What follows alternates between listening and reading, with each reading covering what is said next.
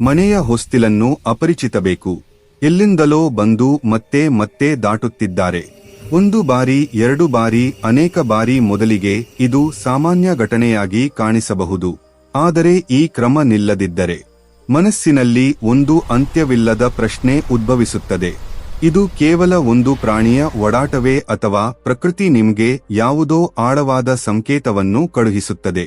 ನಿಮ್ಮ ಮನೆಯ ಶಕ್ತಿಯಲ್ಲಿ ಯಾವುದಾದರೂ ಆಕರ್ಷಕ ಅಂಶವಿದೆ, ಅದನ್ನು ಆಕರ್ಷಿಸುತ್ತಿದೆ, ಅಥವಾ ನಿಮ್ಮ ಪಿತೃ ದೇವತೆಗಳು, ನಿಮ್ಮ ಪೂರ್ವಜರು ನಿಮ್ಮೊಂದಿಗೆ ಏನಾದರೂ ಹೇಳಲು ಬಯಸುತ್ತಿದ್ದರೆ ಈ ರಹಸ್ಯವನ್ನು ನಿರ್ಲಕ್ಷಿಸಬೇಡಿ.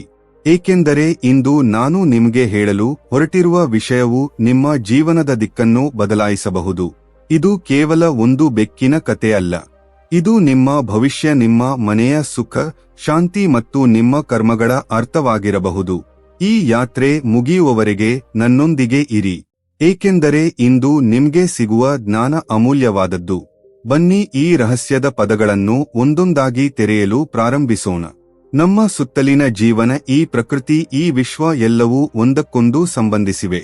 ಪ್ರತಿ ಘಟನೆಯ ಹಿಂದೆ ಯಾವುದೋ ಒಂದು ಕಾರಣ ಅಡಗಿರುತ್ತದೆ. ಸಾಮಾನ್ಯ ಮನುಷ್ಯರಾದ ನಾವು ನಮ್ಮ ದೈನಂದಿನ ಜೀವನದಲ್ಲಿ ಅಷ್ಟಾಗಿ ಮುಳುಗಿರುತ್ತೇವೆ. ಈ ಸಂಕೇತಗಳನ್ನು ಅರ್ಥಮಾಡಿಕೊಳ್ಳಲು ಸಾಧ್ಯವಿಲ್ಲ. ನಾವು ತರ್ಕ ಮತ್ತು ವಿಜ್ಞಾನದ ಜಗತ್ತಿನಲ್ಲಿ ಬದುಕುತ್ತೇವೆ. ಅಲ್ಲಿ ಪ್ರತಿಯೊಂದು ವಿಷಯಕ್ಕೂ ಭೌತಿಕ ಆಧಾರ ಬೇಕು. ಆದರೆ ನಮ್ಮ ಕಣ್ಣಿಗೆ ಕಾಣದ ಮತ್ತೊಂದು ಜಗತ್ತು ಕೂಡ ಇದೆ. ಅದು ಶಕ್ತಿಯ ಜಗತ್ತು, ಸಂಕೇತಗಳ ಜಗತ್ತು, ಆಧ್ಯಾತ್ಮಿಕ ಜಗತ್ತು. ನಮ್ಮ ಪ್ರಾಚೀನ ಹಿಂದೂ ಧರ್ಮದಲ್ಲಿ, ನಮ್ಮ ಶಾಸ್ತ್ರಗಳಲ್ಲಿ ಈ ಜಗತ್ತಿನ ರಹಸ್ಯಗಳು ಶತಮಾನಗಳ ಹಿಂದೆಯೇ ಬಹಿರಂಗಗೊಂಡಿವೆ. ಈ ಆಧ್ಯಾತ್ಮಿಕ ಜಗತ್ತಿನಲ್ಲಿ ಒಂದು ಪ್ರಮುಖ ಭಾಗವೆಂದರೆ ನಮ್ಮ ಸುತ್ತಮುತ್ತಲಿನ ಜೀವಗಳು. ಹಸು, ನಾಯಿ, ಕಾಗೆ, ಇರುವೆ ಮತ್ತು ಬೆಕ್ಕು. ಇವು ಕೇವಲ ಪ್ರಾಣಿಗಳಲ್ಲ, ಇವು ಸಂದೇಶವಾಹಕರು. ಇವು ಆ ದುಷ್ಟ ಶಕ್ತಿಯ ದೂತರು. ಇವು ನಮ್ಗೆ ಸಮಯಕ್ಕೆ ಅನುಗುಣವಾಗಿ ಬರಲಿರುವ ಒಳ್ಳೆಯ ಅಥವಾ ಕೆಟ್ಟ ಕಾಲದ ಬಗ್ಗೆ ಎಚ್ಚರಿಸುತ್ತವೆ. ಇಂದು ನಾವು ಬೆಕ್ಕಿನ ಬಗ್ಗೆ ಮಾತನಾಡುತ್ತಿದ್ದೇವೆ. ಇದು ಸ್ವತಂತ್ರವಾದ ರಹಸ್ಯಮಯ ಜೀವಿ ಆಗಿದೆ. ಇದರ 6ನೇ ಇಂದ್ರಿಯವು ಬಹಳ ತೀಕ್ಷ್ಣವಾಗಿದೆ. ಬೆಕ್ಕಿಗೆ ಭವಿಷ್ಯದಲ್ಲಿ ನಡೆಯಲಿರುವ ಘಟನೆಗಳ ಬಗ್ಗೆ ಮೊದಲೇ ಊಹಿಸುವ ಸಾಮರ್ಥ್ಯವಿದೆ. ಇದು ಸಕಾರಾತ್ಮಕ ಮತ್ತು ನಕಾರಾತ್ಮಕ ಶಕ್ತಿಗಳನ್ನು ತಕ್ಷಣವೇ ಗುರುತಿಸಬಲ್ಲದು. ಆದ್ದರಿಂದ ಒಂದು ಬೆಕ್ಕು ನಿಮ್ಮ ಮನೆಯನ್ನು ತನ್ನ ಆಶ್ರಯವನ್ನಾಗಿ ಮಾಡಿಕೊಳ್ಳಲು ಪ್ರಯತ್ನಿಸಿದರೆ, ಮತ್ತೆ ಮತ್ತೆ ನಿಮ್ಮ ಹೊಸ್ತಿಲಿಗೆ ಬಂದರೆ, ಅದನ್ನು ಕೇವಲ ಒಂದು ಸಂಯೋಗವೆಂದು ಭಾವಿಸಿ ಮರೆಯಬೇಡಿ. ಇದು ಒಂದು ಆಳವಾದ ಸಂಕೇತ. ಇದು ಒಂದು ಆಹ್ವಾನ. ನೀವು ನಿಲ್ಲಿಸಿ, ಯೋಚಿಸಿ, ಅರ್ಥ ಮಾಡಿಕೊಳ್ಳಬೇಕು. ಮೊದಲಿಗೆ ಬೆಕ್ಕಿನ ಸಂಬಂಧ ಯಾವ ದೇವಶಕ್ತಿಯೊಂದಿಗೆ ಇದೆ ಎಂದು ಅರ್ಥ ಮಾಡಿಕೊಳ್ಳುವುದು ಮುಖ್ಯ. ನಮ್ಮ ಧರ್ಮದಲ್ಲಿ ಬೆಕ್ಕನ್ನು ದೇವಿ ಸೃಷ್ಟಿಯ ವಾಹನವೆಂದು ಪರಿಗಣಿಸುತ್ತಾರೆ. ದೇವಿ ಸೃಷ್ಟಿಯನ್ನು ಕಾತ್ಯಾಯನಿಯ ರೂಪವೆಂದು ಭಾವಿಸುತ್ತಾರೆ. ಅವಳು ಭಗವಂತ ಕಾರ್ತಿಕೇಯನ ಪತ್ನಿ. ಅವಳು ಮಕ್ಕಳಿಗೆ ಸಂತಾನ ರಕ್ಷಕ ದೇವತೆ. ಅವಳು ಮಕ್ಕಳಿಗೆ ಆರೋಗ್ಯ, ದೀರ್ಘಾಯುಷ್ಯ ಮತ್ತು ಸೌಭಾಗ್ಯವನ್ನು ಪ್ರಸಾದಿಸುತ್ತಾರೆ. ಯಾವ ಮನೆಯಲ್ಲಿ ಚಿಕ್ಕ ಮಕ್ಕಳು ಇದ್ದಾರೋ ಅಲ್ಲಿ ಒಂದು ಬೆಕ್ಕು ಬಂದು ಶಾಂತವಾಗಿ ಕುಳಿತರೆ, ಯಾರಿಗೂ ಹಾನಿ ಮಾಡಿದರೆ, ಅದು ಅತ್ಯಂತ ಶುಭ ಸಂಕೇತವೆಂದು ಪರಿಗಣಿಸಲಾಗುತ್ತದೆ. ಇದರ ಅರ್ಥ ಸ್ವತಃ ದೇವಿ ಷಷ್ಠಿಯ ಕೃಪೆ ಆ ಮನೆಯ ಮೇಲೆ, ಆ ಮನೆಯ ಮಕ್ಕಳ ಮೇಲೆ ಇದೆ. ಆ ಬೆಕ್ಕು ಆ ಮನೆ ಮಕ್ಕಳನ್ನು ಪ್ರತಿಕೂಲ ಶಕ್ತಿಗಳಿಂದ ರಕ್ಷಿಸಲು ಬಂದಿದೆ. ಅದು ಒಂದು ಪ್ರಾಣಿಯಂತೆ ಇರುತ್ತದೆ. ದೇವಿ ಸ್ವತಃ ಕಳುಹಿಸಿದ್ದರಿಂದ ನಿಮ್ಮ ಮನೆಯಲ್ಲಿ ಬೆಕ್ಕು ಬಂದು ಮಕ್ಕಳ ಸುತ್ತಲೂ ತಿರುಗಿದರೆ ಅದನ್ನು ಬೇದು ಓಡಿಸಬೇಡಿ. ಅದನ್ನು ಎಚ್ಚರಿಕೆಯಿಂದ ಗಮನಿಸಿ. ಅದು ಶಾಂತವಾಗಿದೆ. ಅದು ಮಕ್ಕಳನ್ನು ನೋಡಿ ಮಮತೆಯ ಭಾವದಿಂದ ಗುರು ಗುರು ಎಂದು ಶಬ್ದ ಮಾಡುತ್ತಿದೆ. ಹೌದು ಎಂದಾದರೆ ನಿಮ್ಮ ಮನೆ ಮತ್ತು ನಿಮ್ಮ ಮಕ್ಕಳು ದೈವಿಕ ರಕ್ಷಣೆಯಲ್ಲಿದ್ದಾರೆ ಎಂದು ಅರ್ಥ. ಇದು ಮುಂದು ಆಶೀರ್ವಾದ. ಖಾಲಿ ಕಥೆ ಇಲ್ಲಿಗೆ ಮುಗಿಯುವುದಿಲ್ಲ. ಇದು ರಹಸ್ಯದ ಒಂದು ಆಯಾಮ ಮಾತ್ರ. ಬೆಕ್ಕಿನ ಸಂಬಂಧ ಕೇವಲ ದೇವಿಯ ಶಕ್ತಿಯೊಂದಿಗೆ ಮಾತ್ರವಲ್ಲ, ಧನದೇವತೆಯಾದ ಲಕ್ಷ್ಮೀದೇವಿಯೊಂದಿಗೂ ಇದೆ. ಆದರೆ ಇಲ್ಲಿ ಒಂದು ದೊಡ್ಡ ವೈರುಧ್ಯವಿದೆ, ಒಂದು ದೊಡ್ಡ ರಹಸ್ಯವಿದೆ. ಅದನ್ನು ಅರ್ಥ ಮಾಡಿಕೊಳ್ಳುವುದು ಬಹಳ ಅವಶ್ಯಕ. ಸಾಮಾನ್ಯವಾಗಿ ದೀಪಾವಳಿ ರಾತ್ರಿ 1 ಗಂಟೆಗೆ ಬೇಕು ನಿಮ್ಮ ಮನೆಗೆ ಪ್ರವೇಶಿಸಿದರೆ ಅದನ್ನು ಬಹಳ ಶುಭವೆಂದು ಭಾವಿಸಲಾಗುತ್ತದೆ. ಅದು ಲಕ್ಷ್ಮಿಯ ಆಗಮನದ ಸಂಕೇತ. ಆ ದಿನ ಬೇಕು ಕಾಣಿಸಿಕೊಳ್ಳುವುದು ಸಾಕ್ಷಾತ್ ಧನ ಮತ್ತು ಸಮೃದ್ಧಿಯ ಆಗಮನವನ್ನು ಸೂಚಿಸುತ್ತದೆ. ಆದರೆ ಇಲ್ಲಿ ಒಂದು ದೊಡ್ಡ ಆದರೆ ಇದೆ. ಅದೇ ಬೇಕು. ನಿಮ್ಮ ಮನೆಯಲ್ಲಿ ಪ್ರತಿದಿನ ಬಂದು ನಿಮ್ಮ ಮನೆಯಿಂದ ಹಾಲು ಕುಡಿದರೆ ಅಥವಾ ಅಡಿಗೆ ಮನೆಯಲ್ಲಿ ಇಟ್ಟಿರುವ ಆಹಾರವನ್ನು ತಿಂದು ಕೊಳಕು ಮಾಡಿದರೆ ಅದು ಅಶುಭವೆಂದು ಪರಿಗಣಿಸಲಾಗುತ್ತದೆ. ಇದು ದಾರಿದ್ರ್ಯದ ಸಂಕೇತವಾಗಿರಬಹುದು. ಇದರ ಅರ್ಥ ನಿಮ್ಮ ಮನೆಯ ಸಕಾರಾತ್ಮಕ ಶಕ್ತಿ ಮತ್ತು ಸಮೃದ್ಧಿ ಕ್ಷೀಣಿಸುತ್ತಿದೆ. ಬೇಕು ರಹಸ್ಯವಾಗಿ ಬಂದು ನಿಮ್ಮ ಆಹಾರವನ್ನು ಕೊಳಕು ಮಾಡಿದಂತೆ ನಿಮ್ಮ ಆದಾಯ ಮತ್ತು ನಿಮ್ಮ ಕಷ್ಟಪಟ್ಟು ಗಳಿಸಿದ ಹಣ ವ್ಯರ್ಥ ವಿಷಯಗಳಲ್ಲಿ ಖರ್ಚಾಗುತ್ತದೆ. ಅನಾರೋಗ್ಯಗಳ ಮೇಲೆ, ವ್ಯರ್ಥ ವಿವಾದಗಳಲ್ಲಿ ಅಥವಾ ಯಾವುದೇ ಮೋಸದಿಂದಾಗಿ ನಿಮ್ಮ ಧನ ನೀರಾಗಿ ಹರಿದು ಹೋಗುತ್ತದೆ. ನೀವು ಯೋಚಿಸುತ್ತಿರಬಹುದು, ಇದು ಇಂತಹ ವೈರುಧ್ಯ ಒಂದು ಕಡೆ ಬೇಕು, ಲಕ್ಷ್ಮಿಯ ಪ್ರತೀಕ ಇನ್ನೊಂದು ಕಡೆ ದಾರಿದ್ರ್ಯಕ್ಕೆ. ಈ ರಹಸ್ಯವನ್ನು ಹೇಗೆ ಅರ್ಥ ಮಾಡಿಕೊಳ್ಳಬೇಕು? ಅರ್ಥ ಮಾಡಿಕೊಳ್ಳಲು ಪ್ರಮುಖವಾದದ್ದು ಬೆಕ್ಕಿನ ನಡವಳಿಕೆ ಮತ್ತು ಅದು ಬಂದ ಸಮಯ ಬೇಕು. ನಿಮ್ಮ ಮನೆಯ ಇಂಗ್ಲಿಷ್ವರೆಗೆ ಬಂದು ಹೊರಗೆ ಶಾಂತವಾಗಿ ಕುಳಿತರೆ ಅದು ಶುಭ. ಅದು ಹೊರಗಿನ ನಕಾರಾತ್ಮಕ ಶಕ್ತಿಯನ್ನು ನಿಮ್ಮ ಮನೆಗೆ ಪ್ರವೇಶಿಸದಂತೆ ತಡೆಯುತ್ತದೆ. ಅದು ಒಂದು ಕವಚದಂತೆ ಕೆಲಸ ಮಾಡುತ್ತದೆ. ಆದರೆ ಅದು ಮನೆಗೆ ನುಗ್ಗಿ, ವಿಶೇಷವಾಗಿ ಅಡುಗೆ ಮನೆಗೆ ಹೋಗಿ ಗಲಾಟೆ ಮಾಡಿ ಆಹಾರವನ್ನು ಹಾಳು ಮಾಡಿದರೆ ಅದು ಒಂದು ಎಚ್ಚರಿಕೆ. ಇದು ನಿಮ್ಮ ಮನೆಯಲ್ಲಿ ವಾಸ್ತು ದೋಷವಿದೆ ಅಥವಾ ನಿಮ್ಮ ಕರ್ಮಗಳಲ್ಲಿ ಏನೋ ತಪ್ಪು ನಡೆಯುತ್ತಿದೆಯೆಂದು ಸೂಚಿಸುತ್ತದೆ. ಇದರಿಂದಾಗಿ ಲಕ್ಷ್ಮಿ ನಿಮ್ಮಿಂದ ದೂರವಾಗುತ್ತಾರೆ. ಈಗ ಒಂದು ವಿಷಯದ ಬಗ್ಗೆ ಮಾತನಾಡೋಣ. ಅದು ನಿಮ್ಮ ಮನಸ್ಸಿನಲ್ಲಿ ಒಂದು ಸಂಚಲನವನ್ನು ಉಂಟು ಮಾಡಬಹುದು. ಬೆಕ್ಕಿನ ಸಂಬಂಧ ಕೇವಲ ದೇವರುಗಳೊಂದಿಗೆ ಮಾತ್ರವಲ್ಲದೆ ಪಿತೃ ದೇವತೆಗಳೊಂದಿಗೆ, ಅಂದರೆ ನಮ್ಮ ಪೂರ್ವಜರ ಆತ್ಮಗಳು ಇಂದಿಗೂ ಇದೆ. ನಮ್ಮ ಶಾಸ್ತ್ರಗಳು ಹೇಳುತ್ತವೆ, ನಮ್ಮ ಪೂರ್ವಜರು ನಮ್ಮೊಂದಿಗೆ ಏನಾದರೂ ಹೇಳಲು ಬಯಸಿದಾಗ ಅಥವಾ ಅವರು ಅತೃಪ್ತರಾದ ಅವರು ಯಾವುದಾದರೂ ಮೂಲಕ ನಮ್ಮ ಬಳಿಗೆ ಬರಲು ಪ್ರಯತ್ನಿಸುತ್ತಾರೆ. ಓಟ ಹಾಕಬೇಕು ಮತ್ತು ಬಡವರಿಗೆ ದಾನ ಮಾಡಬೇಕು. ಆ ಬೆಕ್ಕನ್ನು ಬಯಬೇಡಿ. ಅದಕ್ಕೆ ಗೌರವದಿಂದ ಆಹಾರ ಮತ್ತು ನೀರು ನೀಡಿ. ಹೀಗೆ ಮಾಡುವುದರಿಂದ ನಿಮ್ಮ ಪಿತೃದೇವತೆಗಳ ಆತ್ಮಕ್ಕೆ ಶಾಂತಿ ಸಿಗುತ್ತದೆ ಮತ್ತು ಅವರು ನಿಮ್ಗೆ ಸಂಪೂರ್ಣ ಆಶೀರ್ವಾದವನ್ನು ನೀಡುತ್ತಾರೆ. ಅವರ ಆಶೀರ್ವಾದದಿಂದ ನಿಮ್ಮ ಜೀವನದಲ್ಲಿ ಬರುತ್ತಿರುವ ಅನೇಕ ಅಡೆತಡೆಗಳು ನಿವಾರಣೆಯಾಗುತ್ತವೆ. ಇದು ಒಂದು ವ್ಯವಹಾರ. ಇದನ್ನು ಅರ್ಥಮಾಡಿಕೊಳ್ಳುವುದು ಬಹಳ ಮುಖ್ಯ. ನಮ್ಮ ಪೂರ್ವಜರಿಗೆ ನಾವು ಕೊಡುವ ಪ್ರತಿಯೊಂದು 1,000 ಪಟ್ಟು ಹೆಚ್ಚಾಗಿ ನಮ್ಮ ಬಳಿಗೆ ಮರಳಿ ಬರುತ್ತದೆ. ಈಗ ನಾವು ಈ ರಹಸ್ಯವನ್ನು ಇನ್ನಷ್ಟು ಆಳವಾಗಿ ತೆಗೆದುಕೊಂಡು ಹೋಗೋಣ ಮತ್ತು ಬೆಕ್ಕಿನ ಬಣ್ಣದ ಬಗ್ಗೆ ಮಾತನಾಡೋಣ. ಪ್ರತಿಯೊಂದು ಬಣ್ಣದ ಬೆಕ್ಕು ತನ್ನದೇ ಆದ ಸಂಕೇತವನ್ನು ಹೊಂದಿದೆ.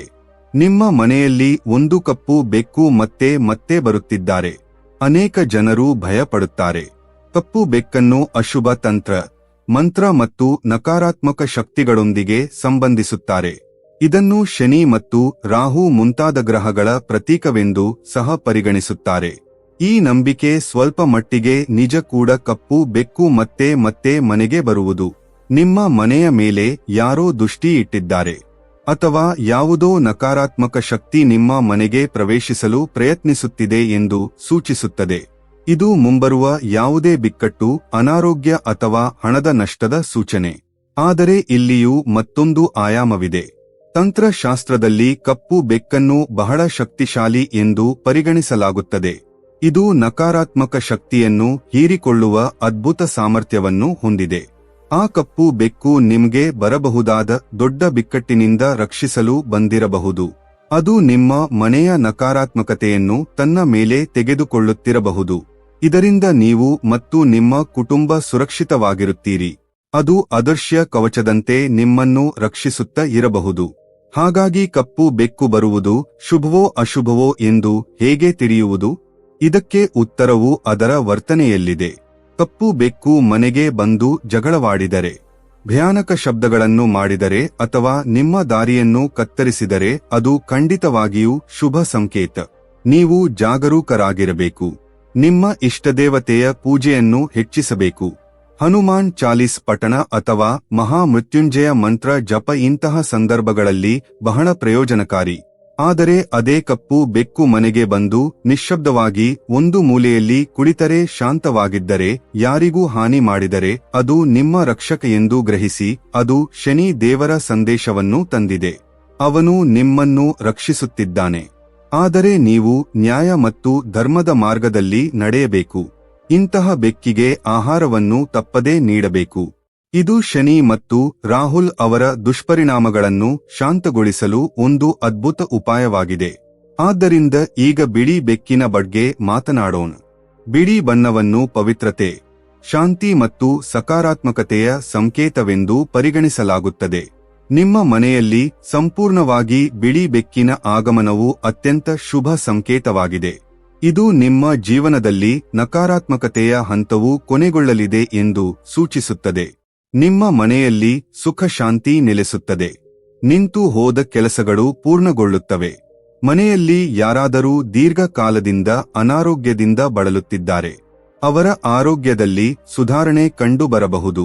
ಬಿಳಿ ಬೆಕ್ಕಿನ ಆಗಮನವು ಮನೆಯಲ್ಲಿ ಸಕಾರಾತ್ಮಕ ಶಕ್ತಿಯ ಹರಿವನ್ನು ಹೆಚ್ಚಿಸುತ್ತದೆ ಮತ್ತು ಇದು ಮದುವೆಯಂತಹ ಶುಭ ಕಾರ್ಯಗಳು ನಡೆಯುವ ಸಂಕೇತವಾಗಿದೆ. ಇದನ್ನು ಎಂದಿಗೂ ಮನೆಯಿಂದ ಹೊರ ಹಾಕಬಾರದು, ಬದಲಾಗಿ ಪ್ರೀತಿಯಿಂದ ಇಟ್ಟುಕೊಳ್ಳಬೇಕು. ನಿಮ್ಮ ಮನೆಯಲ್ಲಿ ಕಂದು ಬಣ್ಣದ ಅಥವಾ ಚಿಕ್ಕದಾದ ಬೇಕು ಬಂದರೆ ಅದು ಮಿಶ್ರ ಸಂಕೇತವಾಗಿದೆ. ಇದು ಜೀವನದಲ್ಲಿ ಬರಲಿರುವ ಏರಿಳಿತಗಳನ್ನು ಸೂಚಿಸುತ್ತದೆ. ಇದರರ್ಥ ಮುಂಬರುವ ಸಮಯದಲ್ಲಿ ಕೆಲವು ಒಳ್ಳೆಯ ಸುದ್ದಿಗಳು ಸಹ ಬರುತ್ತವೆ ಮತ್ತು ಕೆಲವು ಸವಾಲುಗಳನ್ನು ಸಹ ಎದುರಿಸಬೇಕಾಗುತ್ತದೆ. ಇದು ನಿಮ್ಮನ್ನು ಎಚ್ಚರಿಸುತ್ತದೆ. ಜೀವನವು ಸರಳ ರೇಖೆಯಲ್ಲಿ ಸಾಗುವುದಿಲ್ಲ. ಆದ್ದರಿಂದ ಪ್ರತಿ ಪರಿಸ್ಥಿತಿಗೂ ಸಿದ್ಧರಾಗಿರಿ. ಮತ್ತೊಂದು ಬಹಳ ಮುಖ್ಯವಾದ ಸಂಕೇತದ ಬಗ್ಗೆ ಗಮನ ಹರಿಸಬೇಕು. ಅದು ಬೆಕ್ಕಿನ ಅಳುವುದು.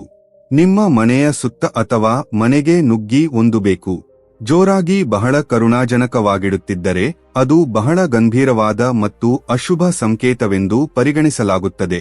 ಬೆಕ್ಕಿನ ಅಳುವುದು ಆ ಮನೆಯ ಸದಸ್ಯರಲ್ಲಿ ಯಾರಿಗಾದರೂ ಬರಲಿರುವ ಭಾರೀ ಸಂಕಷ್ಟವನ್ನು ಸೂಚಿಸುತ್ತದೆ ಎಂದು ಹೇಳಲಾಗುತ್ತದೆ.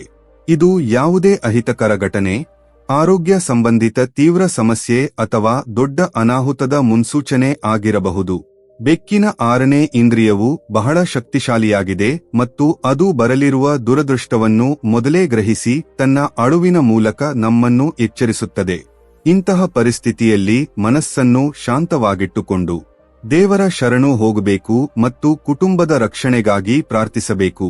ಇದಕ್ಕೆ ವಿರುದ್ಧವಾಗಿ ಒಂದು ಬೇಕು ನಿಮ್ಮ ಮನೆಗೆ ಬಂದು ಮರಿಗಳಿಗೆ ಜನ್ಮ ನೀಡಿದರೆ ಅದು ಸೌಭಾಗ್ಯದ ಅತ್ಯುನ್ನತ ಸಂಕೇತವಾಗಿದೆ. ಇದಕ್ಕಿಂತ ಶುಭ ಇನ್ನೊಂದಿಲ್ಲ. ಇದರರ್ಥ ನಿಮ್ಮ ಮನೆಯ ಶಕ್ತಿಯು ತುಂಬಾ ಸಕಾರಾತ್ಮಕ ಮತ್ತು ಪವಿತ್ರವಾಗಿದೆ.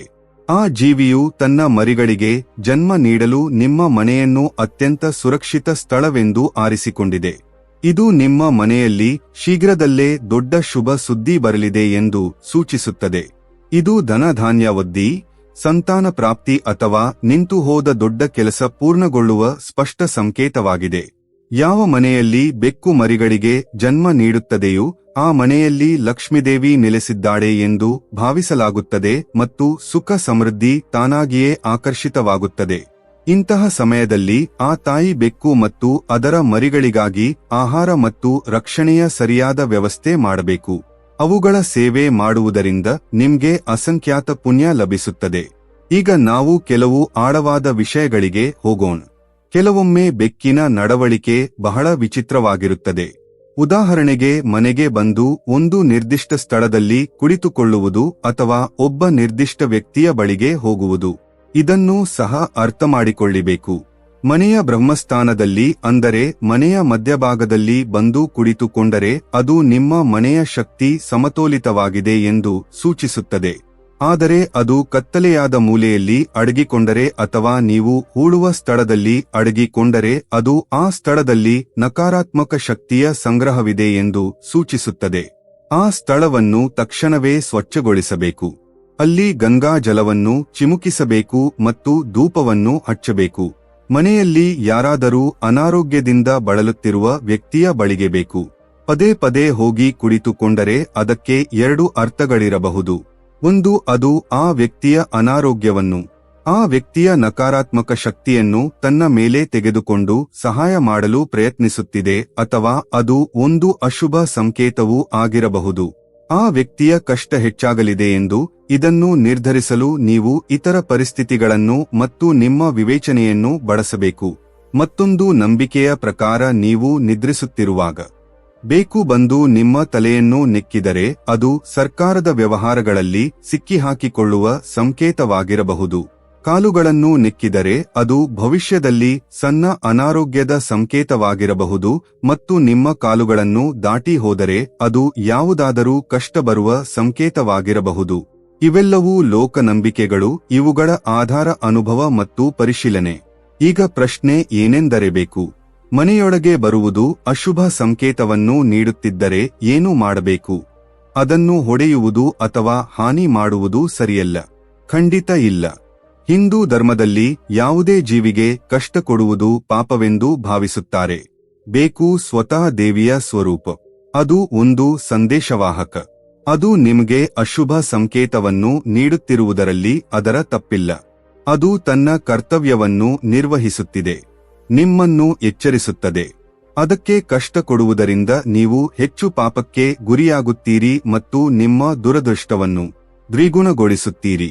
ಸರಿಯಾದ ಮಾರ್ಗವೆಂದರೆ ಅದರ ಸಂಕೇತವನ್ನು ಅರ್ಥ ಮಾಡಿಕೊಂಡು ಅದಕ್ಕೆ ಪರಿಹಾರ ಮಾಡುವುದು.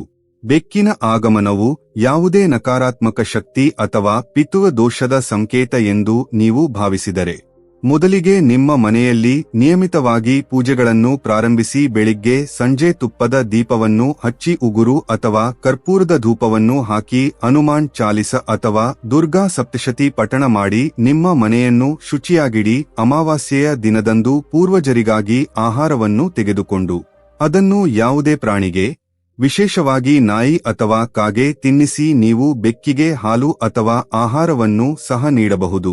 ಹೀಗೆ ಮಾಡುವುದರಿಂದ ಪಿತೃ ದೋಷ ಶಾಂತವಾಗುತ್ತದೆ, ಹಣದ ನಷ್ಟವಾಗುತ್ತದೆ ಎಂದು ನೀವು ಭಾವಿಸಿದರೆ ಶುಕ್ರವಾರದಂದು ಲಕ್ಷ್ಮೀ ದೇವಿಯ ಪೂಜೆ ಮಾಡಿ.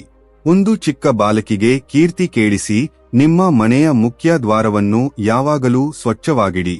ಸಂಕ್ಷಿಪ್ತವಾಗಿ ಹೇಳುವುದಾದರೆ, ಬೆಕ್ಕನ್ನು ದೋಷಿ ಎಂದು ಭಾವಿಸುವುದಕ್ಕಿಂತ ಅದರ ಮೂಲಕ ಬಂದ ಸಂದೇಶವನ್ನು ಅರ್ಥ ಮಾಡಿಕೊಂಡು ನಿಮ್ಮ ಕರ್ಮಗಳನ್ನು, ನಿಮ್ಮ ಮನೆಯ ಶಕ್ತಿಯನ್ನು ಮತ್ತು ನಿಮ್ಮ ಆಧ್ಯಾತ್ಮಿಕ ಸಾಧನೆಯನ್ನು ಸುಧಾರಿಸಲು ಪ್ರಯತ್ನಿಸಿ.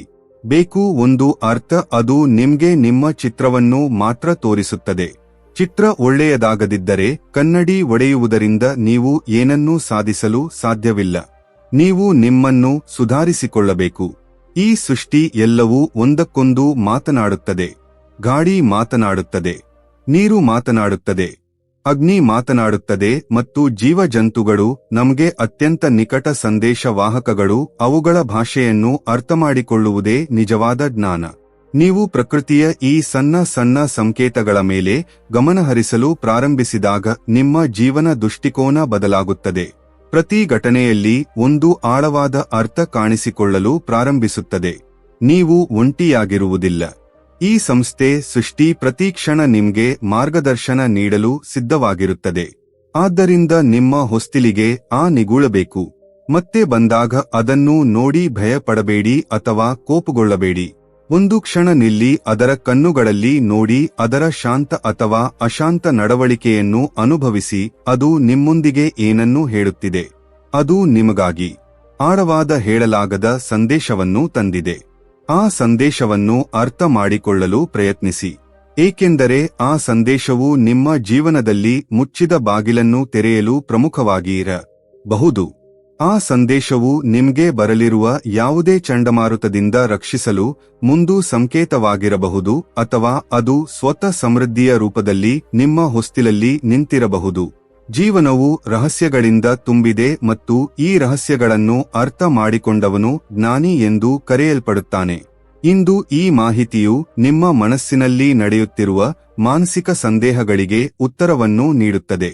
ನಿಮ್ಗೆ ಹೊಸ ದೃಷ್ಟಿಕೋನವನ್ನು ನೀಡುತ್ತದೆ ಎಂದು ನಾನು ಆಶಿಸುತ್ತೇನೆ. ಜ್ಞಾನವೇ ನಿಜವಾದ ಶಕ್ತಿ. ಅದು ನಮ್ಮನ್ನು ಅಜ್ಞಾನದ ಅಂಧಕಾರದಿಂದ ಹೊರತಂದು ಸತ್ಯದ ಜ್ಯೋತಿಯ ಕಡೆಗೆ ನಡೆಸುತ್ತದೆ. ನಮ್ಮ ಈ ಪ್ರದರ್ಶನ ನಿಮ್ಗೆ ಇಷ್ಟವಾಗಿದ್ದರೆ, ಇದರಿಂದ ನೀವು ಏನಾದರೂ ಹೊಸದನ್ನು ಕಲಿತಿದ್ದಾರೆ, ದಯವಿಟ್ಟು ಈ ವಿಡಿಯೋಗೆ ನಿಮ್ಮ ಪ್ರೀತಿಯನ್ನು ನೀಡಿ. ಇದನ್ನು ಇಷ್ಟಪಡಿ, ಲೇಟ್ ಮಾಡಿ ಮತ್ತು ನಿಮ್ಮ ಸ್ನೇಹಿತರು ಹಾಗೂ ಕುಟುಂಬ ಸದಸ್ಯರೊಂದಿಗೆ ಹಂಚಿಕೊಳ್ಳಿ. ಆದ್ದರಿಂದ ಈ ಜ್ಞಾನವು ಇತರರಿಗೂ ತಲುಪುತ್ತದೆ. ನಮ್ಮ ಚೇಂಜ್ ವಿರಾಟ್ ಮಂತ್ರದ ಭಾಗವಾಗಲು ಇದನ್ನು ಸಬ್ಮಿಟ್ ಮಾಡಿ ಮತ್ತು BAC ಅನ್ನು ಸಹ ಒತ್ತಿರಿ. ಇದರಿಂದ ಭವಿಷ್ಯದಲ್ಲಿ ಬರುವ ಇಂತಹ ಜ್ಞಾನವರ್ಧಕ ಮತ್ತು ರಹಸ್ಯ ಮಾಹಿತಿ ನಿಮ್ಗೆ ಮೊದಲು ತಲುಪುತ್ತದೆ. ನಿಮ್ಮ ಸಮಯಕ್ಕೆ ತುಂಬಾ ಧನ್ಯವಾದಗಳು. ದೇವರು ನಿಮ್ಮ ಮೇಲೆ ತನ್ನ ಕೃಪೆಯನ್ನು ಮುಂದುವರಿಸಲಿ ಎಂದು ನಾನು ಬಯಸುತ್ತೇನೆ.